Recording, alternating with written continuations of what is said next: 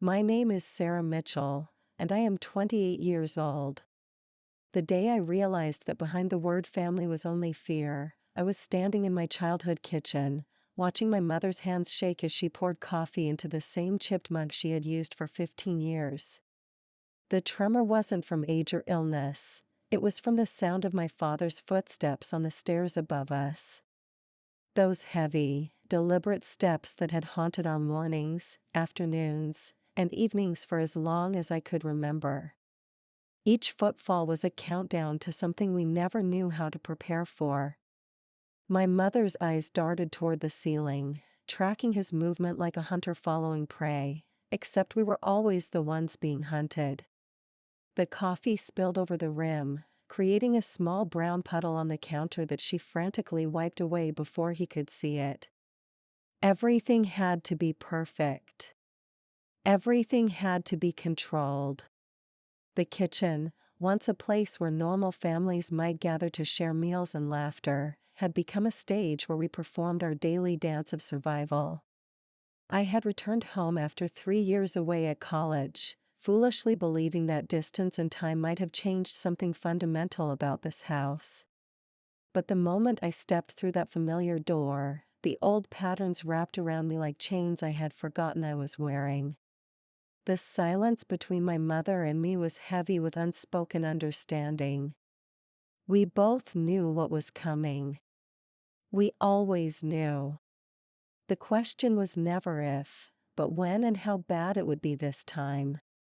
My father's morning routine was as predictable as sunrise, and just as inevitable. First, the shower would run for exactly 12 minutes. Then the footsteps would move toward the bedroom, where he would dress with military precision. Finally, he would descend those stairs, and our real day would begin. Not the day we wanted, but the day we would endure. I watched my mother's reflection in the kitchen window, seeing the way she had perfected the art of making herself smaller, quieter, almost invisible. The bathroom door slammed upstairs, and my mother flinched so violently that she knocked over the sugar bowl. Granules scattered across the counter like tiny white tears, and she began collecting them with shaking hands, her movements frantic and desperate. I wanted to tell her it didn't matter, that a little spilled sugar wouldn't bring the world crashing down, but we both knew that wasn't true in this house.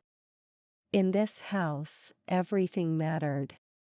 Every crumb, every wrinkle, every breath that was too loud or too quiet could trigger an explosion that would leave us all scarred until the next one came. I found myself falling back into old habits, automatically scanning the kitchen for anything that might be out of place, anything that might provide fuel for his anger. The dish towel hanging slightly crooked on its hook. The morning newspaper folded incorrectly. The coffee maker still dripping into the carafe when it should have finished 5 minutes ago. These small imperfections felt like loaded weapons in a room full of people who had forgotten how to duck. My mother finished cleaning the sugar and turned to me with eyes that held 25 years of accumulated fear. She didn't need to speak for me to understand what she was asking. Would I stay and face this with her, or would I run like I had before? The rational part of my brain screamed at me to leave, to get back in my car and drive until this house was nothing but a memory in my rearview mirror. But looking at her standing there, so small and fragile in her faded bathrobe, I knew I couldn't abandon her to face this alone again. I had spent 3 years learning who I could be when I wasn't walking on eggshells, discovering a version of myself that could laugh without looking over her shoulder, speak without measuring every word for potential consequences. But that version of me felt like a luxury I couldn't afford in this kitchen, with those footsteps growing closer and the familiar weight of dread settling over everything like dust on forgotten furniture. The footsteps paused at the top of the stairs, and in that moment of silence, I could hear my mother's breath catch in her throat. It was such a small sound, barely audible, but it contained entire universes of pain. How many mornings had she stood in this exact spot, holding her breath and praying to whatever gods might listen that today would be different. How many times had she convinced herself that maybe, just maybe, he would come down those stairs in a good mood, that we might have one peaceful breakfast before the storm clouds gathered again? The pause stretched longer than usual, and I began to hope that perhaps he had fallen back asleep, or decided to skip breakfast altogether. But then the footsteps resumed, slower now, more deliberate, as if he were savoring the anticipation of what was to come. My mother busied herself with unnecessary tasks, wiping down surfaces that were already clean, rearranging items that were already perfectly placed. It was a ritual I remembered well, this frantic preparation for a performance none of us wanted to give. I caught myself straightening the salt and pepper shakers, aligning them with military precision on the table. Some habits die hard, even after years of therapy and distance and learning that normal families don't live in constant anticipation of emotional warfare. The coffee maker finally stopped dripping, and the sudden silence felt deafening. My mother looked at me with an expression that was part apology, part plea, part resignation. She had never asked me to come back, but she had never asked me to stay away either. The burden of choice had always been mine to carry, just as the burden of his anger had always been ours to share. I realized in that moment that I had never really left this house at all. I had taken it with me everywhere I went, carried it in the way I flinched when doors closed too loudly, in the way I analyzed every conversation for hidden landmines, in the way I had never quite learned to trust that love could exist without fear. The sound of his hand on the banister made my stomach clench with familiar dread. Each step down brought him closer to us, closer to the moment when we would have to transform ourselves into the people he needed us to be to avoid setting off his anger. I had forgotten how exhausting it was, this constant state of hypervigilance, reading microexpressions and voice inflections like a code that might save our lives. My mother's movements became even more controlled, each gesture carefully calculated to avoid drawing attention. She poured his coffee into his designated mug, added exactly 2 sugars and a splash of cream, stirred it counterclockwise 3 times because that was how he liked it, though none of us could remember when or how we had learned this particular preference. The routine was burned into our muscle memory like scar tissue from old wounds. I found myself standing straighter, smoothing down my hair, checking my reflection in the toaster to make sure I looked appropriately composed. It was pathetic how quickly I fell back into these patterns, how easily I became that frightened child again despite all my years of therapy and self-discovery.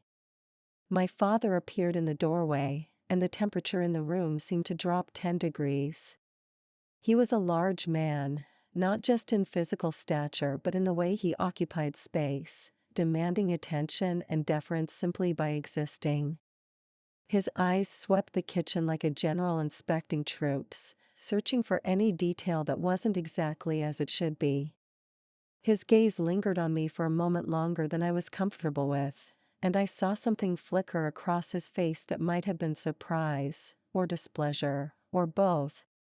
He hadn't been expecting me to be here, and unexpected variables always made him dangerous. My mother handed him his coffee with hands that barely trembled, a small victory in our daily battle for normalcy. He accepted it without thanks, without acknowledgement, as if her service was simply another law of nature, like gravity or the rising of the sun. "Good morning, Sarah." His voice was neutral, carefully controlled, but I could hear the undercurrent of something sharper beneath the surface.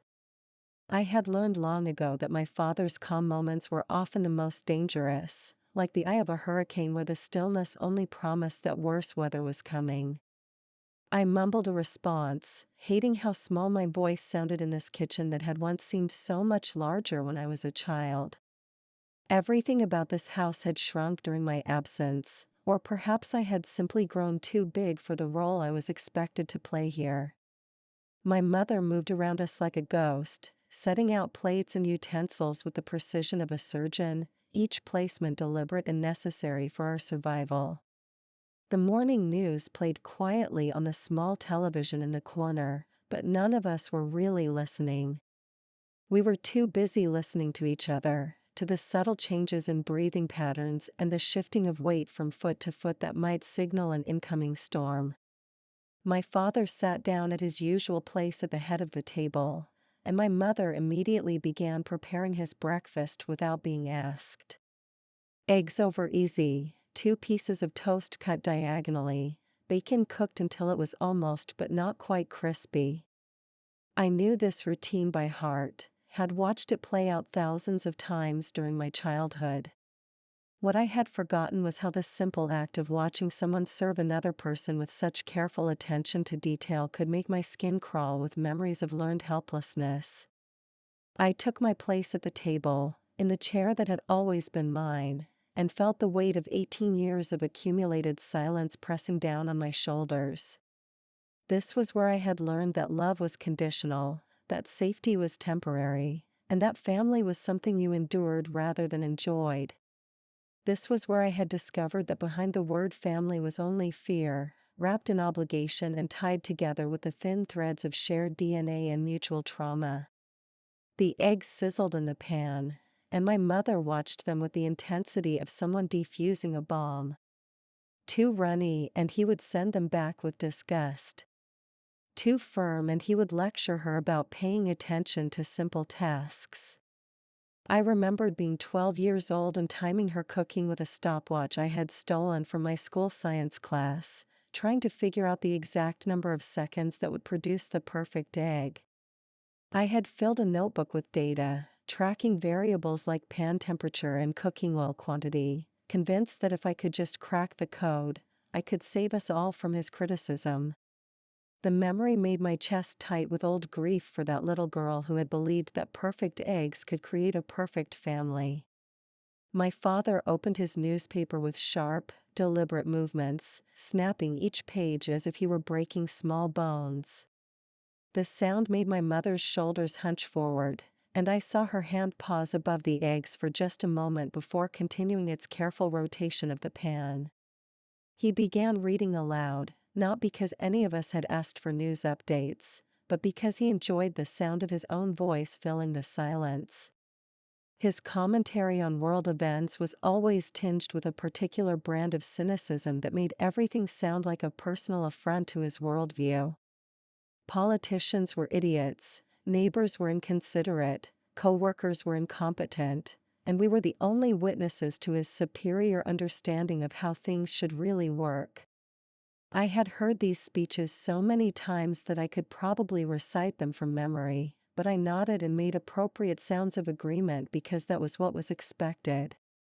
My mother placed his breakfast in front of him with the reverence of someone making an offering to an unpredictable God. He examined it critically, and I held my breath waiting for his verdict. The eggs were apparently acceptable, the bacon sufficiently crispy, the toast properly golden. But instead of expressing satisfaction, he simply began eating, as if the meal meeting his standards was nothing more than basic competence rather than the result of 25 years of careful study and practiced perfection. I picked at my own breakfast, my appetite destroyed by the familiar tension that hung over the table like smoke. The food turned to ash in my mouth, every bite requiring conscious effort to chew and swallow. This was another thing I had forgotten about living in this house, how stress could rob even the most basic pleasures of their meaning, how the simple act of eating could become another performance to be managed and controlled. My father finished reading about political scandals and moved on to the sports section, which meant we were entering a potentially more dangerous phase of breakfast. Sports scores were personal to him in a way that international news wasn't. A loss by his favorite team could ruin the entire day, not just for him but for everyone in his orbit. I found myself hoping desperately that they had won whatever game had been played the night before, that this one small thing might go in our favor and buy us a few hours of relative peace. My mother caught my eye across the table and gave me a look that was part warning, part shared understanding. She had been hoping for the same thing, calculating odds and praying to whatever forces might influence athletic outcomes. It was insane, the way we had all learned to structure our emotional well-being around things completely outside our control. The weather, traffic patterns, sports scores, his boss's mood, the performance of his investments, all of these external factors had the power to determine whether we would spend the day walking on eggshells or running for cover. I realized that I had spent most of my childhood believing that I was somehow responsible for all of it, that if I could just be good enough, quiet enough, perfect enough, I could control his moods and protect my mother from his anger. The futility of that belief was something I had only understood after years of therapy, but sitting here in this kitchen, I could feel that old sense of magical thinking creeping back in. Maybe if I finished all my breakfast, maybe if I complimented his tie, maybe if I asked him about work with just the right amount of interest, maybe then everything would be okay.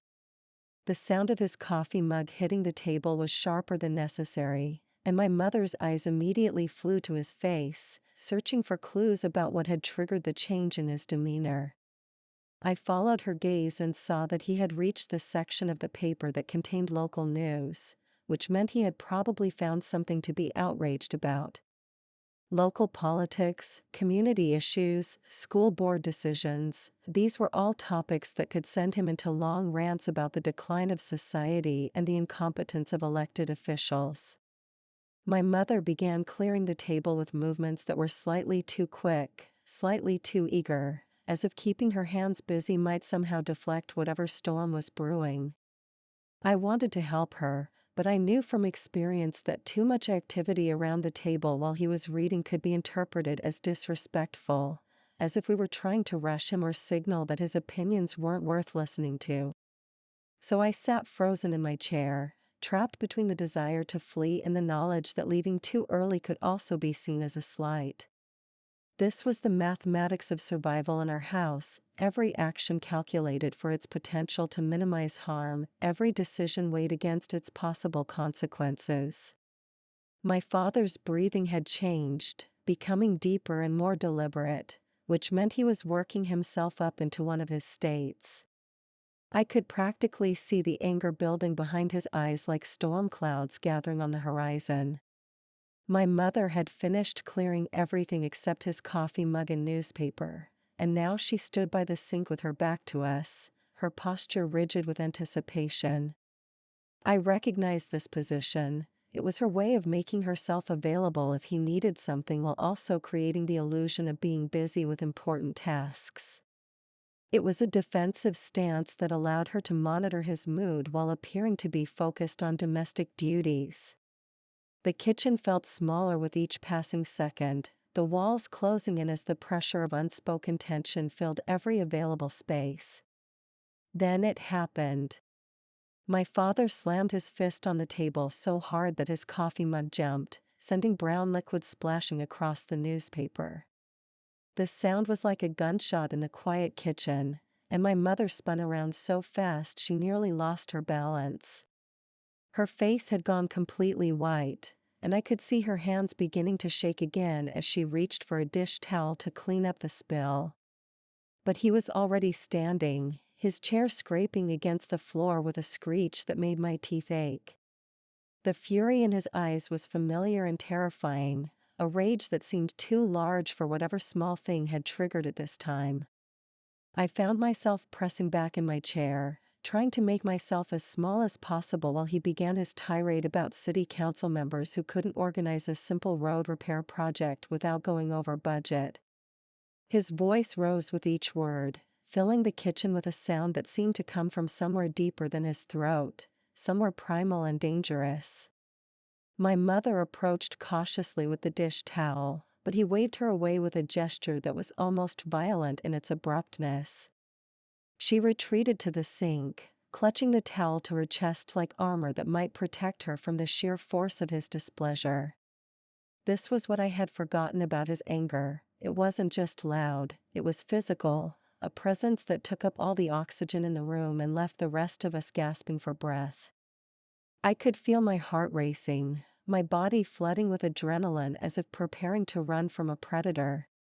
Which, in a way, I suppose I was. His anger was a living thing that fed on our fear, growing larger and more powerful with each flinch, each apologetic gesture, each attempt to placate it. I watched my mother shrink into herself, becoming smaller and quieter with each passing second, and I felt something inside me begin to crack. This was what I had escaped. This was what I had left behind. This was what she lived with every single day while I was discovering that the world could be a place where voices didn't have to carry weapons, where love didn't require terror as payment. The tirade continued for what felt like hours but was probably only minutes. He moved from city council incompetence to general societal decay, from lazy workers to entitled younger generations, from government waste to the declining quality of everything from cars to customer service. His anger was like a river that had overflowed its banks, spreading into every available space and carrying away anything that wasn't nailed down. My mother had begun doing dishes, her movements mechanical and precise, focusing on the task as if clean plates might somehow restore order to our chaotic morning. The sound of running water provided a small buffer against his voice, but not enough to drown out the venom in his words. I found myself cataloging escape routes, mentally mapping the distance from my chair to the back door, calculating whether I could make it outside before he turned his attention to me. It was an old habit from childhood, this constant awareness of exits and hiding places, the survival instinct of a prey animal that had learned never to be caught too far from safety. But looking at my mother's bent shoulders, at the way she had positioned herself to absorb the worst of his anger, I knew I couldn't run. Not this time. Not again. Something had shifted inside me during my years away, some fundamental understanding of what I deserved and what I was willing to accept. The fear was still there, as strong as ever, but underneath it was something harder and more durable. Anger, maybe, or just exhaustion with the whole sick dance we had all been performing for so long. When he finally ran out of steam, the silence that followed felt as dangerous as the noise had been. He stood there breathing heavily, looking around the kitchen as if seeing it for the first time, his eyes settling on me with an expression I couldn't quite read. For a moment, I thought he might apologize, might acknowledge that his outburst had been disproportionate and hurtful. But that wasn't how things worked in our family. Instead, he straightened his tie, picked up his briefcase, and walked toward the door as if nothing had happened. After he left, the kitchen felt like a crime scene. My mother continued washing dishes that were already clean, her movements now slow and deliberate instead of frantic. Neither of us spoke for several minutes, both of us listening to the sound of his car pulling out of the driveway and disappearing down the street. Only when we were certain he was really gone did our bodies begin to relax, shoulders dropping, breathing returning to normal. It was like watching flowers open after a storm had passed. My mother turned off the water and dried her hands on the same dish towel she had been clutching earlier. When she finally looked at me, her eyes were rimmed with tears she was too proud to let fall. "I'm sorry you had to see that," she whispered, as if his behavior was somehow her fault, as if she could have prevented it by being more careful, more perfect, more invisible. I wanted to scream that she had nothing to apologize for, that she was the victim here, not the perpetrator. But I knew from experience that she wasn't ready to hear that truth yet. She had built her identity around managing his moods, around being responsible for the emotional temperature of the house. Taking that responsibility away from her would leave her with nothing to hold on to, no way to maintain the illusion that she had any control over her circumstances. So instead I helped her finish cleaning the kitchen, both of us moving through the familiar routine of erasing all evidence of his explosion.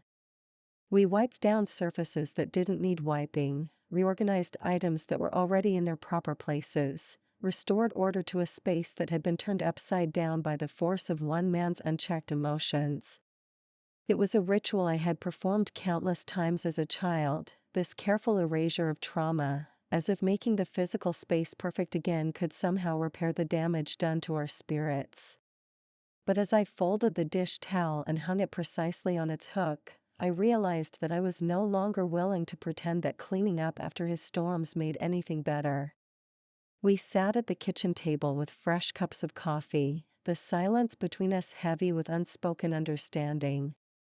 I studied my mother's face in the morning light streaming through the window, noticing lines that hadn't been there when I left for college, a weariness that seemed to have settled into her bones. She looked older than her 53 years, worn down by decades of hypervigilance and carefully managed fear. I wanted to ask her why she stayed, why she continued to subject herself to this daily assault on her dignity and peace of mind.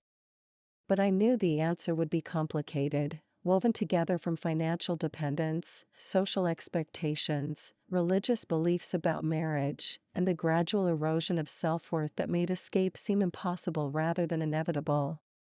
Besides, I had no right to judge her choices when I had spent the morning falling back into the same patterns of accommodation and silence. We were both products of this house, shaped by its particular brand of dysfunction, taught to measure our worth by our ability to keep the peace rather than demand to be treated with respect. The coffee was bitter, overbrewed from sitting too long on the burner while we dealt with the morning's crisis. But we drank it anyway, grateful for something warm to hold, some small comfort to anchor us in the aftermath of chaos. My mother began talking about mundane things, grocery shopping plans, the neighbor's new fence, a doctor's appointment she had scheduled for next week. Normal conversation topics that felt surreal after what we had just experienced, as if we were actors who had stepped out of one play and into another without changing costumes. I played along, asking appropriate questions and making suitable responses, but part of me was still listening for the sound of his car returning, still braced for the possibility that he had forgotten something and would come storming back through the door to continue his tirade. This was another legacy of growing up in this house, the inability to fully relax, the constant background awareness that safety was temporary and peace was always provisional. As the morning progressed, I found myself studying the kitchen with new eyes, seeing it not as the warm heart of a family home but as a stage where we had all learned to perform our assigned roles. The cheerful yellow walls that my mother had painted when I was 10 suddenly looked garish and desperate, like makeup applied too heavily to cover bruises. The family photos on the refrigerator seemed like evidence of a life we had never actually lived, posed moments of artificial happiness that bore no resemblance to our daily reality. Even the cookbook collection on the counter took on a sinister quality, all those recipes for elaborate meals that had to be prepared with mathematical precision to avoid triggering displeasure. I realized that I had spent my childhood believing that our family was normal, that all families lived with this underlying current of fear and tension. It wasn't until I went to college and spent time in other people's homes that I understood how unusual our dynamic really was. I had been shocked the first time I saw a friend's father admit he was wrong about something, the first time I witnessed a parent apologize to a child, the first time I experienced a family argument that ended with hugs instead of days of hostile silence.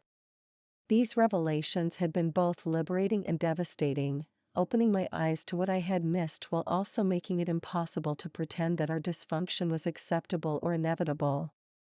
My mother caught me staring at the refrigerator photos and followed my gaze, her expression growing sad and distant.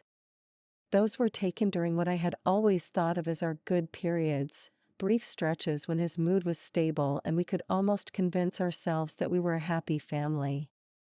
But looking at them now, I could see the tension even in those captured moments, the way we were all holding ourselves slightly apart, the careful positioning that kept us out of arm's reach, the smiles that didn't quite reach our eyes. "I need to tell you something," I said, and my mother's entire body went rigid with anticipation. She had learned over the years that unexpected announcements usually meant more trouble, more chaos to navigate and contain. But I pressed on, knowing that if I didn't say this now, I might never find the courage again. I've been in therapy for 2 years. The words hung in the air between us like a confession of some terrible crime.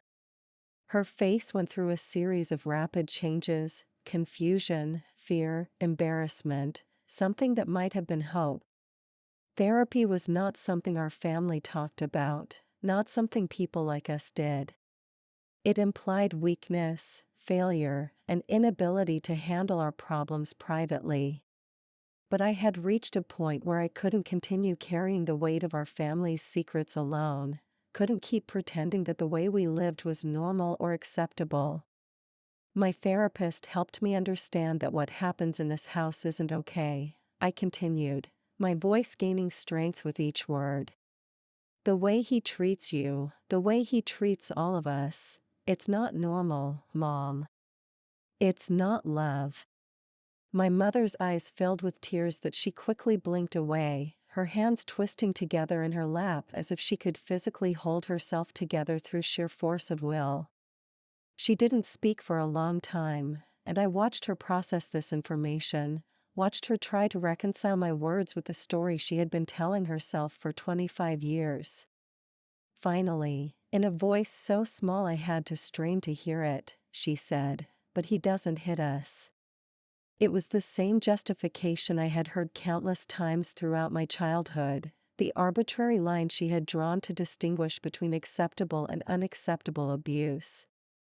As long as the damage was emotional rather than physical, as long as the bruises were invisible, she could maintain the fiction that we were just a family dealing with a difficult personality rather than victims of systematic psychological terrorism. I reached across the table and took her hand, feeling how cold and fragile it was in mine. "Mom," I said gently, "there are other ways to hurt people. Other ways to destroy someone's spirit without ever laying a finger on them." She pulled her hand away and stood up abruptly, busying herself with unnecessary tasks as if movement could help her escape the conversation we were having. But I wasn't going to let her retreat this time, wasn't going to enable her denial any longer. "For 25 years, you've lived in fear of his moods, his anger, his disapproval. You've made yourself smaller and smaller, trying to avoid setting him off. You've sacrificed your own needs, your own happiness, your own sense of self to manage his emotions. That's not a marriage, Mom. That's not love. That's captivity." The words came pouring out of me, 2 years of therapy and self-discovery compressed into a desperate attempt to reach her through the walls of rationalization and learned helplessness she had built around herself. I told her about the nightmares I still had, about the way I flinched when men raised their voices, about how it had taken me months to trust that my college boyfriend wasn't going to explode at me over minor mistakes. I explained how living in this house had taught me that love was conditional, that safety was earned through perfect behavior, that my worth as a person was measured by my ability to avoid triggering someone else's anger. She listened with her back to me, her shoulders shaking slightly, and I knew that some part of her was hearing me, recognizing the truth in what I was saying even if she wasn't ready to act on it. When I finished talking, the silence stretched between us like a bridge that neither of us knew how to cross. Finally, she turned around, and I saw something in her eyes that I had never seen before, not acceptance, exactly, but a crack in the armor of denial she had worn for so long. "Maybe," she whispered, "maybe you're right. But I don't know how to be anyone else. I don't know how to live any other way." That admission broke something open inside me, some last reservoir of childhood hope that maybe, finally, things could change. I stood up and wrapped my arms around her, feeling how small she had become, how much of herself she had lost in the process of surviving our family. We held each other in that kitchen that had seen so much fear and pain, two women who had been shaped by the same violence trying to figure out how to reshape themselves into something healthier. I don't know how long we stood there, but when we finally separated, something fundamental had shifted between us. For the first time in my adult life, I felt like I was seeing my mother as a person rather than just a victim, someone capable of making choices rather than just enduring whatever was done to her. The sound of a car in the driveway made us both freeze, but it was just the mailman making his daily rounds. The relief we felt at that realization was both funny and heartbreaking, a reminder of how thoroughly fear had colonized our daily existence. I told my mother about resources I had found, phone numbers for counseling services, information about support groups for people in her situation. I didn't push her to make any immediate decisions, but I wanted her to know that options existed, that the life she was living wasn't the only life available to her. When I left that afternoon, I didn't know what would happen next. I couldn't save her. I had learned in therapy that everyone has to save themselves. But I could plant seeds, offer support, and refuse to participate in the collective pretense that our family was normal. As I drove away from that house, I thought about the word family and what it had meant to me for so many years. Fear, obligation, survival, the careful management of someone else's emotions at the expense of our own. But maybe, just maybe, it could mean something different now. Maybe it could mean two women choosing to tell each other the truth, choosing to break cycles instead of perpetuating them. Maybe it could mean love without terror, connection without captivity. Maybe, behind the word family, there could finally be something other than fear.